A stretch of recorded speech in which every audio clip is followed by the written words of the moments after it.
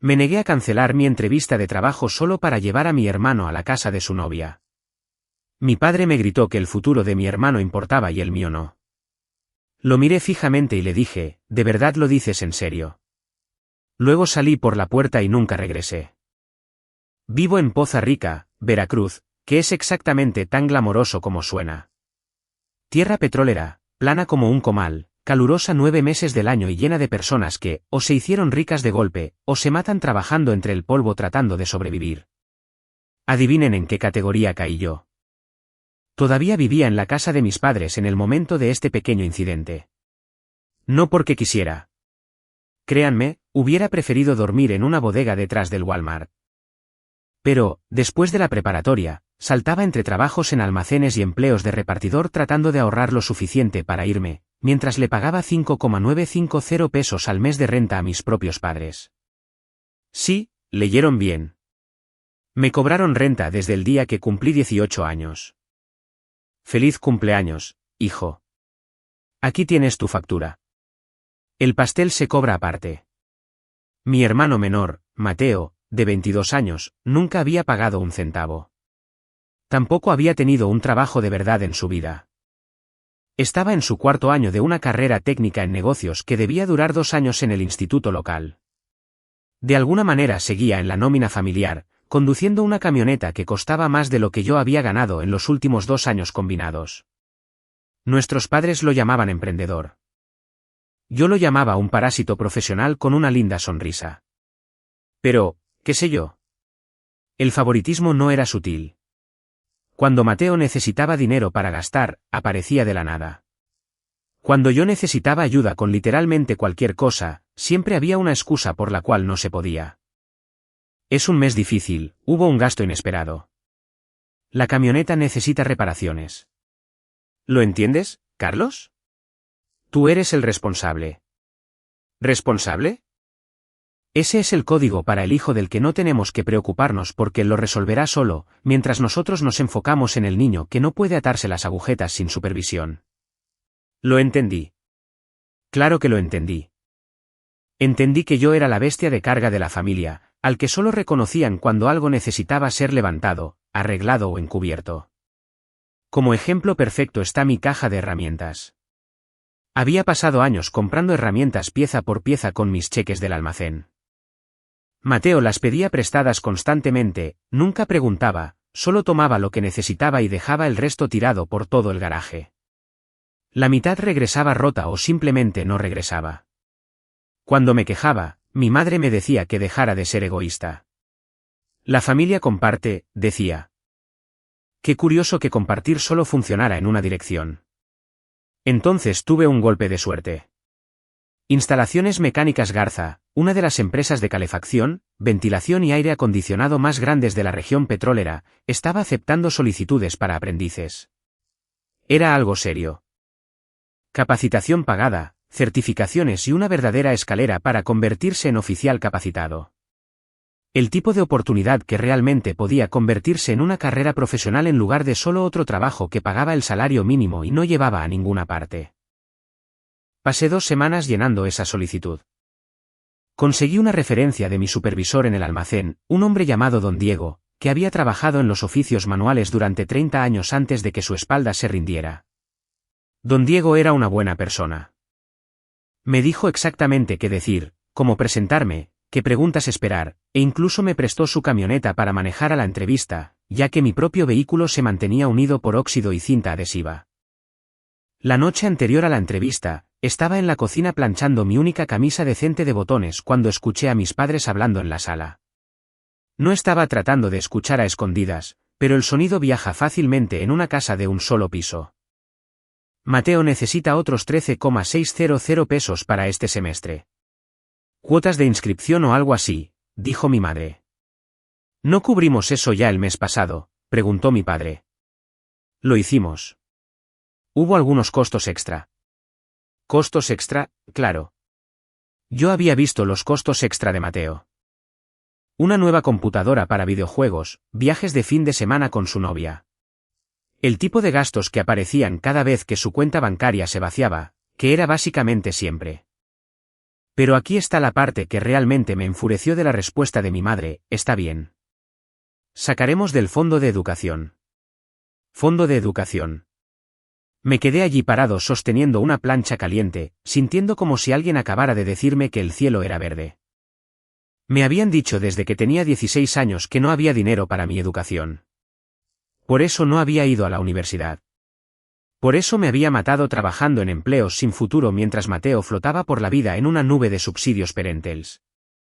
Por eso tenía 26 años y todavía vivía en una casa donde pagaba renta para dormir en la habitación más pequeña. Existía un fondo de educación. Simplemente no era para mí.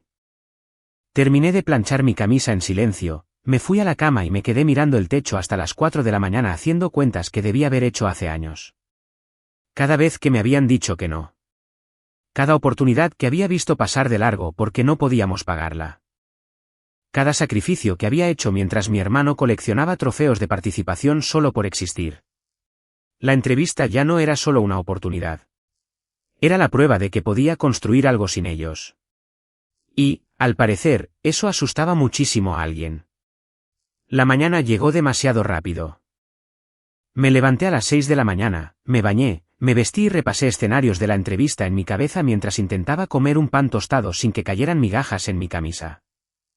El aprendizaje comenzaba con 13,600 pesos a la semana durante la capacitación, con un aumento a 20,400 pesos una vez que pasaras tu primera certificación. Beneficios: estabilidad, un futuro que no implicara preguntarme si mi camioneta arrancaría o si el motor finalmente se rendiría y me dejaría tirado a un costado de la carretera federal 180. Mateo salió de la cama alrededor de las 9:30 de la mañana. La mayoría de los días no asomaba la cabeza hasta el mediodía. Llevaba puestos unos pantalones cortos de baloncesto y una playera que probablemente costaba más que todo mi atuendo. Se preparó un tazón de cereal, el caro y orgánico que mis padres compraban específicamente para él porque el cereal normal aparentemente no era lo suficientemente bueno. Se sentó a la mesa de la cocina desplazando la pantalla de su teléfono como si el mundo le debiera entretenimiento. «Oye, necesito que me lleves a la casa de Camila», me dijo. Camila era su novia. Ella vivía a unos 20 minutos a las afueras de la ciudad, en la propiedad de su familia. Una buena chica, demasiado buena para él, pero ese no es mi asunto. Revisé mi reloj. Mi entrevista era a las 11 de la mañana. Tenía que irme a las 10 en punto para asegurarme de tener tiempo de margen, porque no te presentas a una oportunidad profesional potencial acalorado y sudoroso por haber salido con el tiempo justo. Las primeras impresiones importan y llegar alterado les dice que no sabes administrar tu tiempo. No puedo, tengo una entrevista a las 11, le respondí. Ni siquiera levantó la vista de su teléfono. Pues cancélala y prográmala para otro día. Camila y yo tenemos planes. Llevo esperando 3 meses para esta entrevista, le dije. Y yo llevo esperando para ver a mi novia, toma el autobús o algo, no sé. Le dije que no. Aparentemente, esa fue la respuesta equivocada. Mateo no estaba acostumbrado a escuchar esa palabra, especialmente no de mí. Toda su vida se había construido sobre la suposición de que las demás personas se adaptarían a él. Salió de la cocina sin decir una palabra más. Lo escuché hablando con mi madre en el pasillo, con el tono arrogante de alguien a quien nunca en su vida le habían dicho que no y no sabía cómo manejarlo. En 5 minutos, ella apareció en el marco de la puerta, con los brazos cruzados y el rostro con esa expresión de decepción que había perfeccionado a lo largo de los años. «Carlos, ¿por qué no puedes simplemente ayudar a tu hermano por esta vez?» «¿Esta vez?» Como si no hubiera pasado los últimos 26 años siendo la ayuda gratuita de la familia. Como si no hubiera reorganizado mi horario, sacrificado mis planes y hecho lo imposible 1000 veces para que el niño de oro pudiera hacer lo que quisiera. «¿Sabes lo importante que es Camila para él?», me dijo.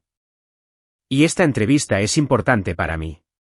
«¿Por qué lo suyo gana automáticamente?», le pregunté. «Porque la familia se apoya mutuamente». «Madre, ¿cuándo fue la última vez que alguien en esta familia me apoyó?» No tuvo una respuesta para eso. Solo apretó los labios y me dio esa mirada, la que decía que yo estaba siendo difícil a propósito. Me mantuve firme, le dije que iría a esta entrevista sin importar nada. Mateo podía resolver su propio transporte como un adulto o podía esperar hasta que alguien más estuviera disponible. Fue entonces cuando mi padre regresó temprano a casa. Supuestamente había estado en una obra al otro lado de la ciudad, pero estaba de regreso a las 10 de la mañana, lo que significaba que mi madre lo había llamado. Me encontró en mi habitación haciendo una última revisión de mis documentos. Tenía mi solicitud impresa, una copia de mis certificaciones, la carta de referencia de don Diego, todo organizado en una carpeta, listo para demostrarles que hablaba en serio. Tu madre dice que te niegas a ayudar a tu hermano, me dijo. Tengo una entrevista en 1 hora, una muy importante. Mateo también tiene compromisos. Lo miré fijamente, traté de ver si había algo de conciencia en él, algún reconocimiento de lo absurdo que era ese comentario. No encontré nada, solo la misma certeza vacía. Siempre había tenido la creencia de que cualquier cosa que él decidiera era automáticamente correcta. Llevarlo a casa de su novia no es un compromiso, es una conveniencia, respondí. Discutimos. Sacó a relucir sus grandes éxitos, que yo era un malagradecido, egoísta, un engreído. Cometí el error de mencionar el fondo de educación. Los había escuchado discutir sobre ese fondo que aparentemente existía para Mateo, pero que había sido una historia de fantasmas durante toda mi vida. Ese que supuestamente no tenía dinero para ayudarme con una escuela de oficios, pero que podía cubrir el 4º año de instituto de Mateo. Algo cambió en su expresión. ¿Recuerdas esa prueba de certificación hace 2 años? ¿Cuándo tu camioneta se descompuso? Lo recordaba. Había quedado devastado. Me senté a la orilla de la carretera durante 3 horas esperando una grúa mientras la batería de mi teléfono se agotaba y veía pasar la hora de mi cita. Llamé al centro de pruebas desde el teléfono de don Diego. Más tarde intenté reprogramar, pero ya le habían dado mi lugar a otro. La cuota de inscripción no era reembolsable. Me hizo perder 6,800 pesos. Las bombas de combustible son muy fáciles de desconectar, dijo mi padre. Y muy fáciles de volver a conectar, también, una vez que ya no se necesita que el auto funcione. Las palabras me fueron cayendo lentamente. Había saboteado mi camioneta. Mi propio padre había destruido deliberadamente mi oportunidad de obtener una certificación para que Mateo pudiera irse de fiesta con sus amigos a una casa en el lago. La familia es primero, Carlos. ¿Cuándo vas a aprender eso? Algo se volvió muy silencioso dentro de mí, como una especie de claridad. El tipo de claridad que llega cuando has estado mirando un rompecabezas durante años y de repente todas las piezas se encajan en su lugar. Le dije que iría a mi entrevista y caminé hacia la puerta. Fue entonces cuando me agarró por la camisa y me estrelló contra la pared. Mi madre apareció en el pasillo. Se cubrió la boca pero no se movió. No dijo nada. No hizo ni una sola cosa para detenerlo. Mateo estaba detrás de ella con esa pequeña expresión de suficiencia, de brazos cruzados, mirando como si estuviera disfrutando del espectáculo. Aparté las manos de mi padre de un empujón. Lo miré durante un largo rato. Memoricé su rostro, la satisfacción en sus ojos, la total ausencia de arrepentimiento. Mi madre finalmente encontró su voz. Carlos, él no quería, empezó a decir. Sí, sí quería, le respondí. Recogí mi carpeta de documentos de donde había caído y salí por la puerta principal. Llegué al estacionamiento de una gasolinera a unos 5 kilómetros de la casa de mis padres antes de que mis manos comenzaran a temblar. La adrenalina estaba desapareciendo, siendo reemplazada por una extraña mezcla de enojo y algo que bien podría haber sido alivio. Como si hubiera estado esperando permiso para irme, y mi padre finalmente me lo hubiera dado de la forma más retorcida posible. El espejo del baño mostraba una marca roja floreciendo a lo largo de mi pómulo, justo donde había golpeado la pared. Mi camisa estaba arrugada en la zona donde me había agarrado. Tenía unos 40 minutos para componerme y presentarme a la entrevista más importante de mi vida.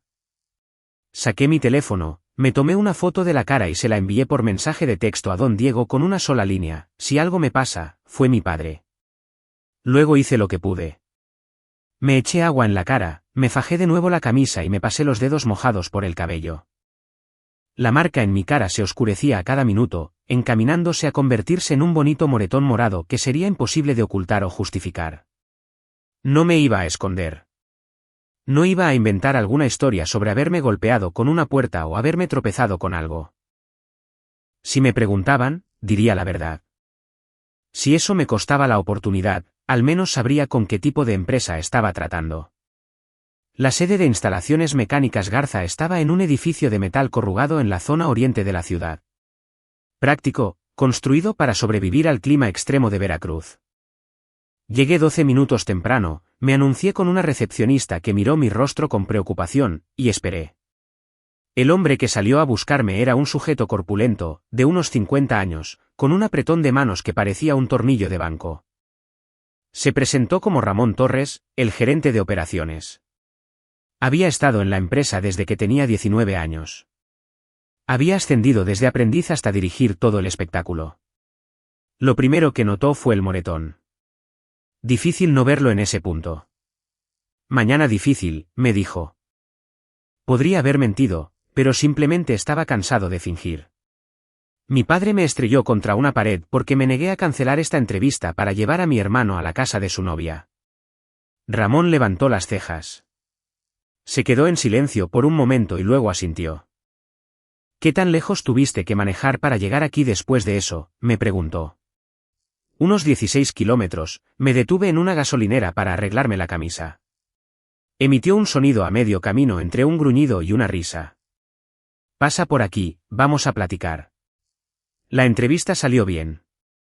Ramón me preguntó sobre mi experiencia, mis metas y por qué quería entrar específicamente al campo de la calefacción, ventilación y aire acondicionado.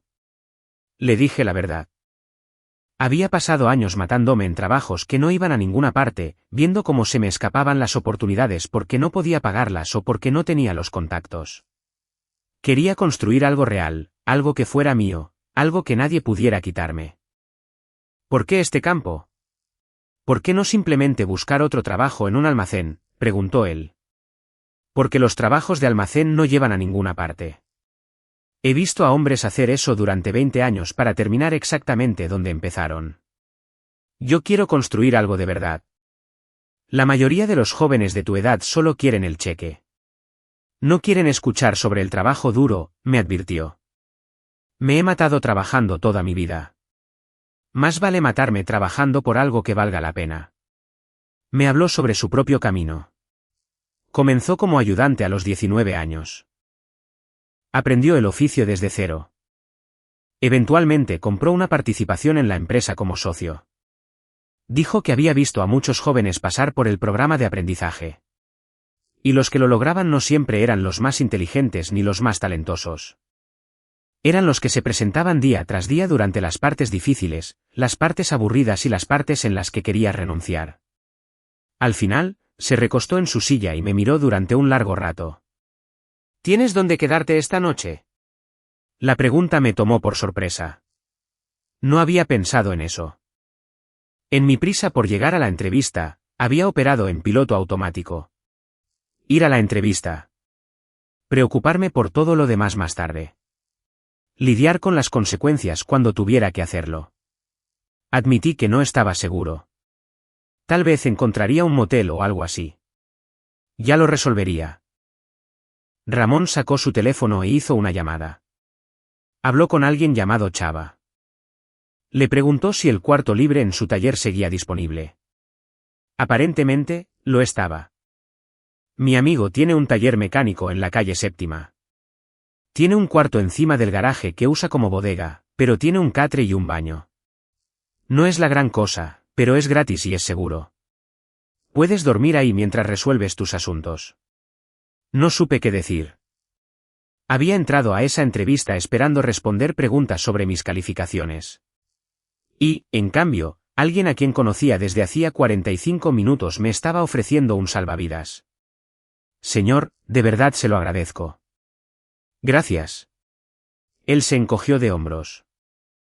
Nos cuidamos entre nosotros. Ahora, todavía no puedo hacerte ninguna promesa. Tienes una segunda entrevista con nuestro oficial de obra principal el jueves, luego un recorrido por el taller, después el papeleo de siempre y un examen de drogas, pero asumiendo que todo salga bien. Estarías empezando a trabajar el próximo lunes. Le dije que ahí estaría. El jueves le di un apretón de manos y salí de ese edificio sintiendo que tal vez, solo tal vez, las cosas finalmente se movían en la dirección correcta. La segunda entrevista del jueves salió bien. El oficial de obra principal era un hombre llamado Héctor, callado y serio, quien me hizo preguntas prácticas sobre mi ética laboral y qué sabía sobre sistemas mecánicos.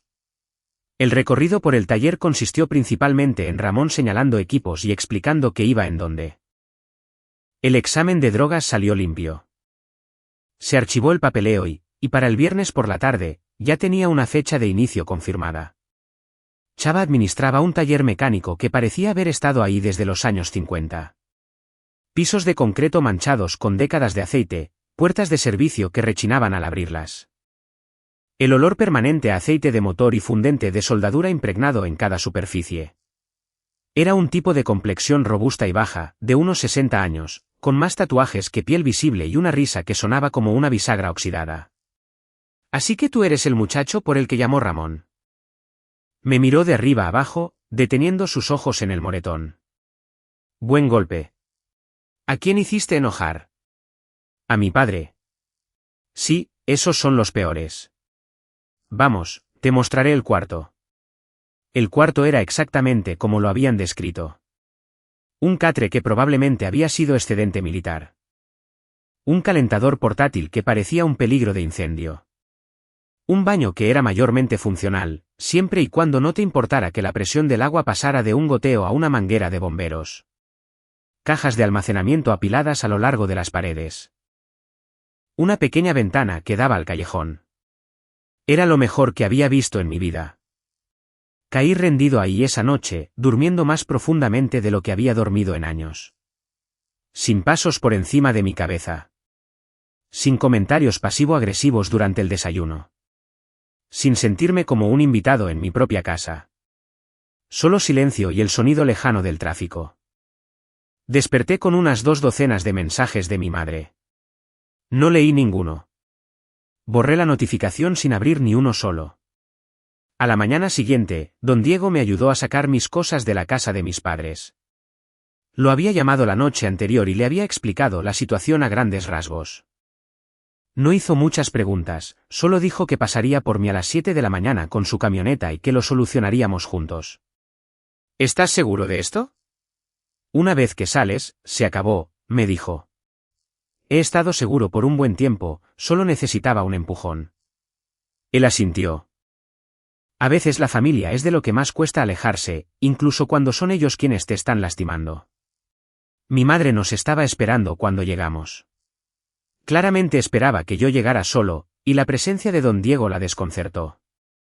Es difícil hacerse la mártir cuando hay un testigo que no se traga tu actuación. Carlos, no tenías que traer a nadie. Somos familia. Podemos hablar de esto en privado. Pasé de largo sin responderle. Don Diego me siguió, manteniéndose cerca, pero en silencio. Empacar tomó unos 20 minutos.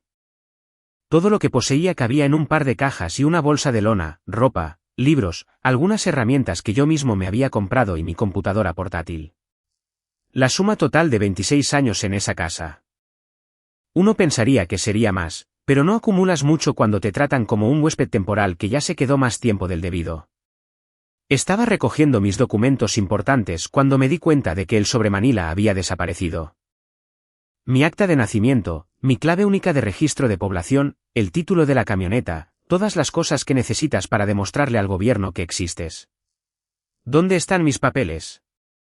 El sobre que estaba en este cajón. Tu padre lo guardó en un lugar seguro. Te lo enviará una vez que te hayas calmado.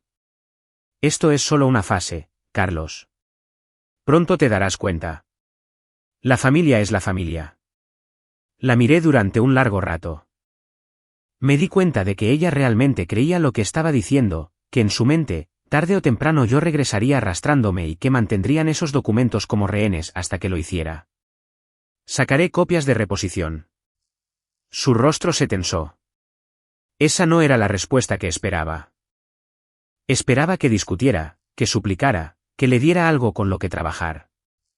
Mateo apareció justo cuando estábamos cargando la camioneta. Se recargó en el barandal del porche con esa expresión engreída, de brazos cruzados, mirando como si estuviera supervisando un trabajo manual indigno de él. Huyendo. Ese es tu gran movimiento. Cerré la caja de la camioneta y lo miré, sentí a don Diego tensarse a mi lado, listo para intervenir si era necesario.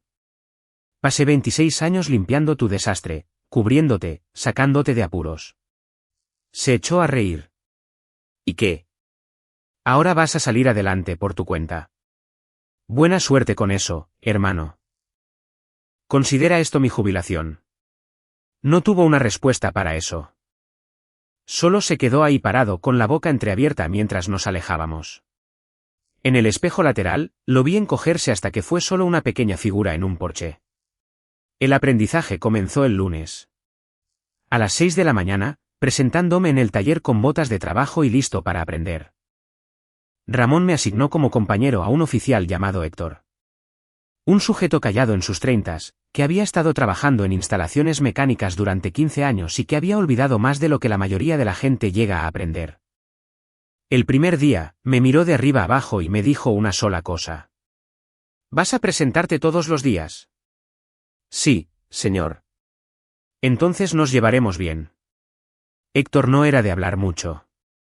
Enseñaba haciendo, esperaba que observaras y absorbieras, y solo explicaba las cosas una vez. Si no estabas prestando atención, era tu problema.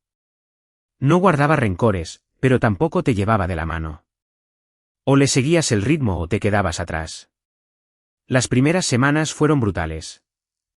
Despertando antes del amanecer, trabajando hasta que mis músculos gritaban, estudiando para las certificaciones por la noche en el cuarto de la bodega de Chava. Sobrevivía con café de gasolinera y despensa barata, perdí casi 7 kilos, me salieron callos sobre los callos y aprendí más sobre unidades de manejo de aire de lo que jamás creí posible. El cuarto encima del garaje de Chava se convirtió en mi hogar. Quité las cajas de almacenamiento, puse unos estantes baratos y colgué una cobija en la ventana para tener privacidad. Chava empezó a dejarme usar el equipo del taller fuera del horario de trabajo para arreglar mi camioneta, enseñándome lo básico en reparación de motores a cambio de que lo ayudara a cerrar por las noches. En sus años mozos había sido militar, sirvió 2 veces, regresó a casa y construyó este taller de la nada. Una tarde, después de unas 3 semanas, me entregó un sobre.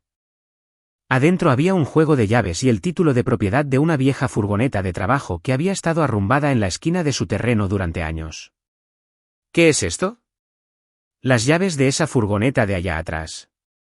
Funciona bien, solo necesita algo de trabajo cosmético. No puedo aceptar esto. Al menos déjame pagarte algo. Hizo un ademán con la mano para restarle importancia.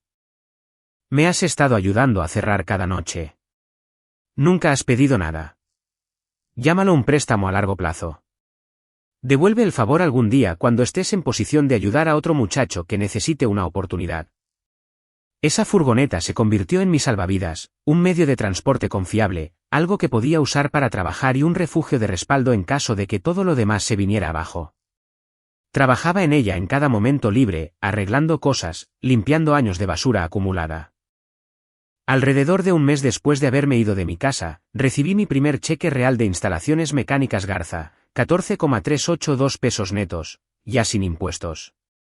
No era mucho para la mayoría, pero para mí, era la prueba de que podía sobrevivir sin mi familia. Esa misma semana, intenté abrir una cuenta bancaria y me la rechazaron. El banco marcó mi información, dijeron que tenía reportes negativos vinculados a mi registro federal de contribuyentes y que no podían abrirme nada ahí mismo. Me recomendaron que solicitara mi reporte de crédito y averiguara qué estaba pasando. Solicité mi reporte. Lo que me devolvieron hizo que todo lo demás pareciera un juego de niños. 3 tarjetas de crédito que nunca había solicitado. Un préstamo de auto para un vehículo que nunca había visto. Cuentas de tiendas departamentales en lugares donde nunca había comprado. Suscripciones mensuales a servicios de los que nunca había oído hablar. Una línea de crédito personal que había llegado al límite y a duras penas se mantenía vigente. Una deuda total de poco más de 544,000 pesos. Me senté en el mostrador del garaje de Chava mirando esos números hasta que dejaron de tener sentido. 544.000 pesos.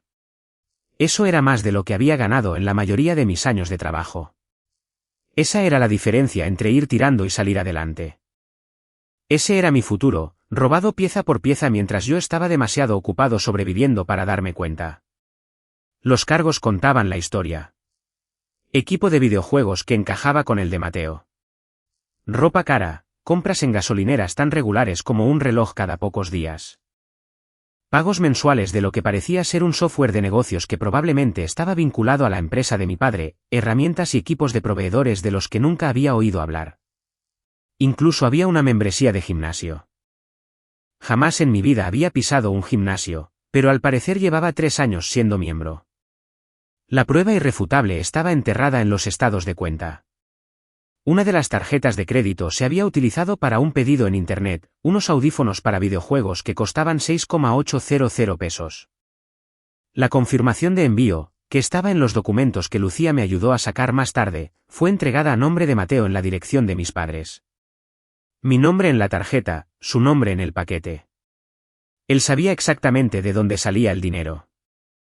La cuenta más antigua databa de cuando yo tenía 19 años. Llevaban haciendo esto durante 7 años.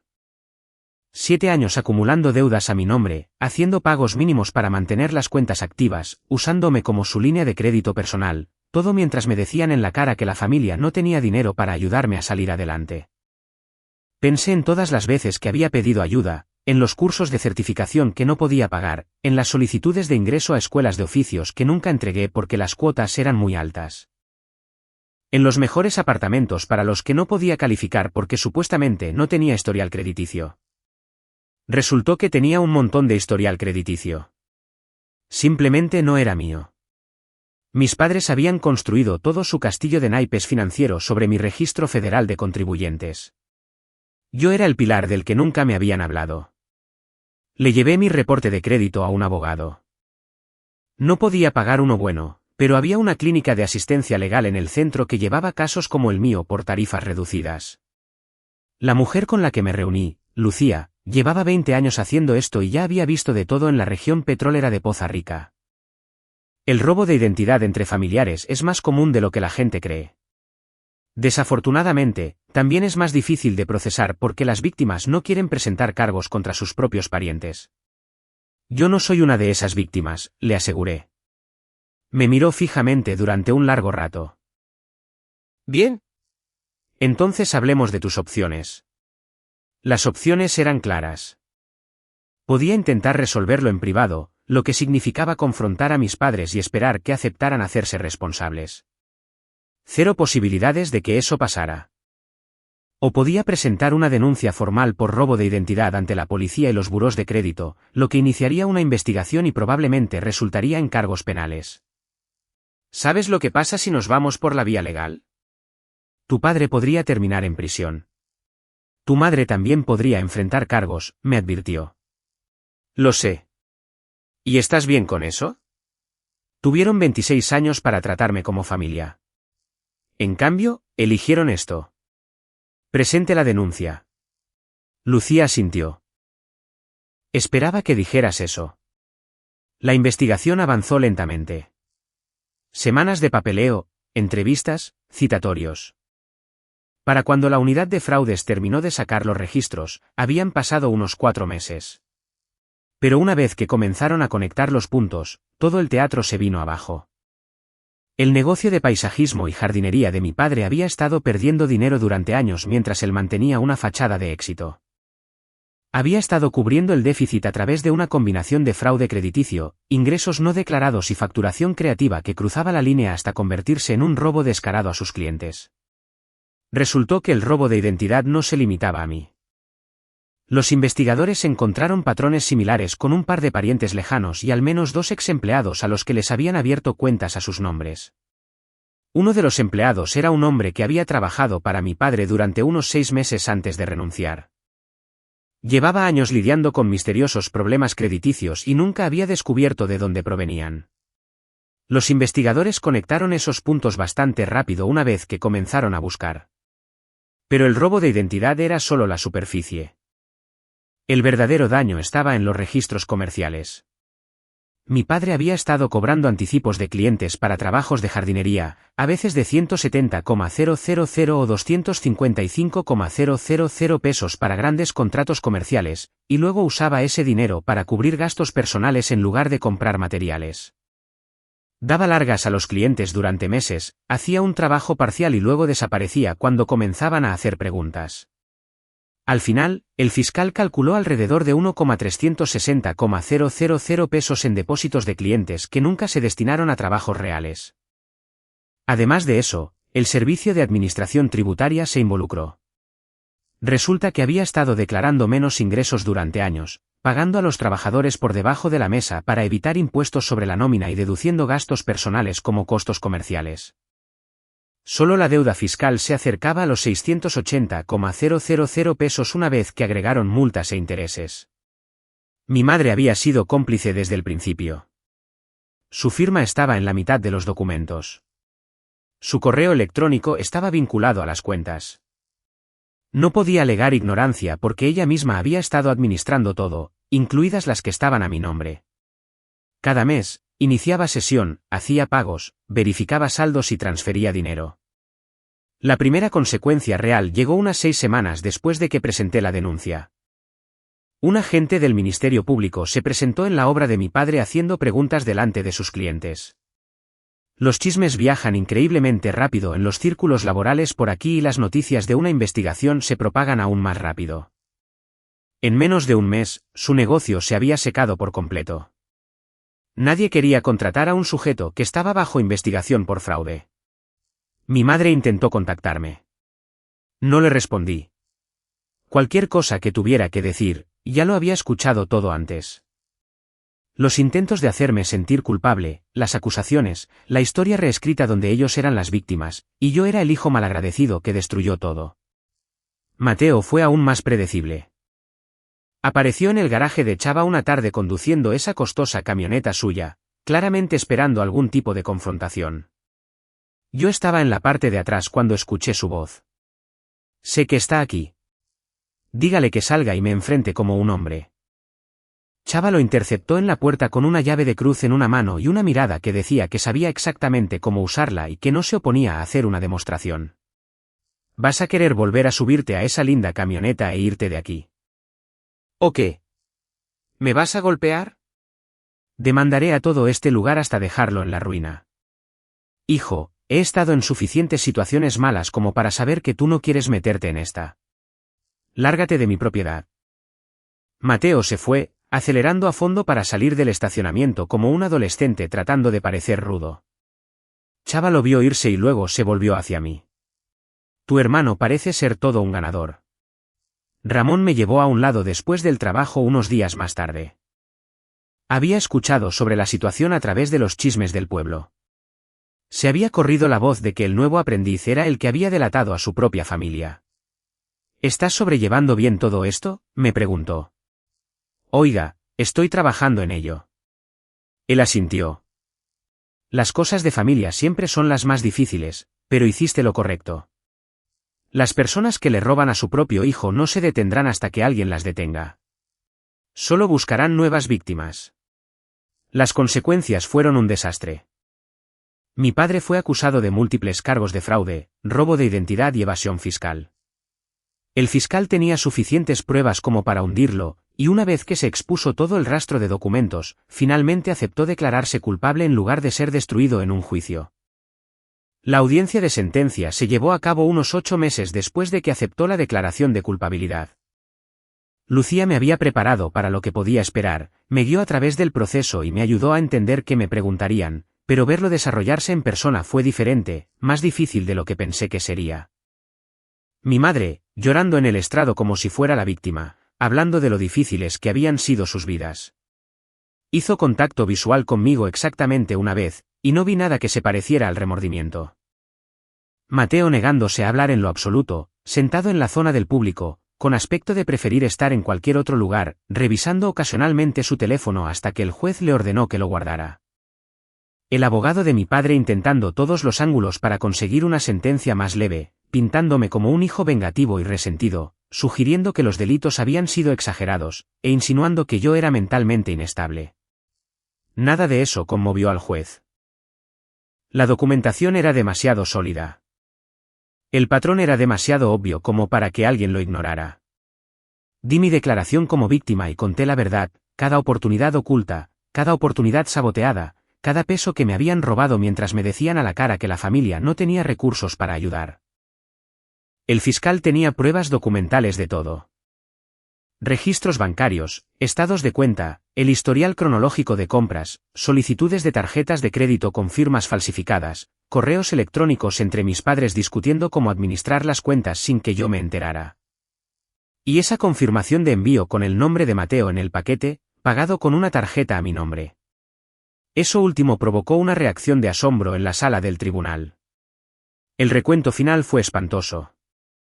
544,000 pesos solo a mi nombre, más otros 255,000 pesos repartidos entre las otras víctimas una vez que ampliaron la investigación. 1,360,000 pesos en depósitos robados a clientes, 680,000 pesos en impuestos atrasados, multas e intereses. Mi padre había cavado un hoyo de casi 2,890,000 pesos usando el dinero y la confianza de otras personas. Y ahora había llegado el momento de pagar. A mi padre le dieron 4 años de prisión estatal. A mi madre le dieron libertad condicional y servicio comunitario, además de una orden judicial para pagar las deudas que habían acumulado a mi nombre. La restitución se haría con sus bienes, lo que significaba la casa. Mientras se lo llevaban, mi padre me miró por última vez. ¿Estás feliz ahora? Destruiste a esta familia. No parpadeé. No, tú lo hiciste. Yo solo dejé de ayudarte a ocultarlo. La casa fue forzada a venta para cubrir lo que debían. Cuando mi madre no pudo seguir pagando nada por su cuenta, el embargo bancario se produjo unos meses después. El lugar en el que había crecido se perdió para pagar el daño que ellos habían causado. De alguna manera, Mateo evitó los cargos directos. Había sido lo suficientemente cuidadoso o tuvo la suerte de no tener su nombre en nada directamente incriminatorio, pero su vida gratis se había acabado. Ya no habría más subsidios de sus padres. No más fondo de educación.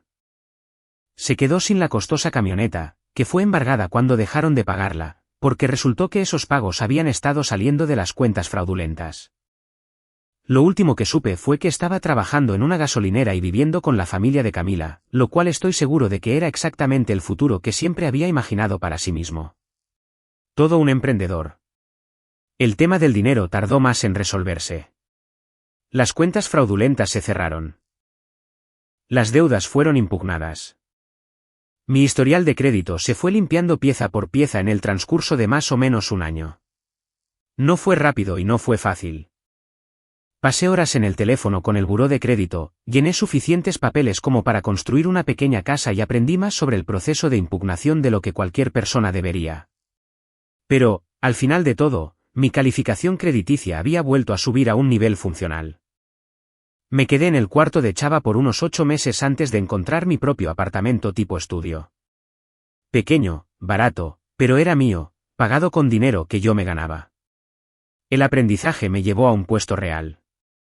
La certificación como oficial llegó después de unos 2 años de matarme estudiando en cursos, exámenes y haciendo horas de práctica. Ramón me ascendió a jefe de cuadrilla poco después de eso, lo que significó un aumento en responsabilidades reales y tener a personas que recurrían a mí para buscar respuestas. Héctor me hizo un gesto de aprobación con la cabeza cuando escuchó la noticia, lo cual, viniendo de él, era básicamente una ovación de pie. Don Diego y yo seguimos siendo unidos. Él asistió a mi ceremonia de certificación, se quedó en la parte de atrás junto a Chava, ambos parecían tíos orgullosos en una graduación. Después fuimos a cenar a un puesto de tacos que don Diego juraba era el mejor de toda la región petrolera de Poza Rica. No se equivocaba. Las mejores carnitas que he probado en mi vida, servidas en platos de cartón en un estacionamiento. Con el tiempo, Chava me vendió esa furgoneta de trabajo por completo. Se negó a aceptar el precio total. Dijo que ya la había pagado con el sudor de mi frente por todas las noches que lo había ayudado a cerrar el taller. Todavía la manejo. Aún funciona perfectamente. Probablemente me sobrevivirá a este paso. Mi madre me contactó una vez, aproximadamente un año después de que todo se resolviera.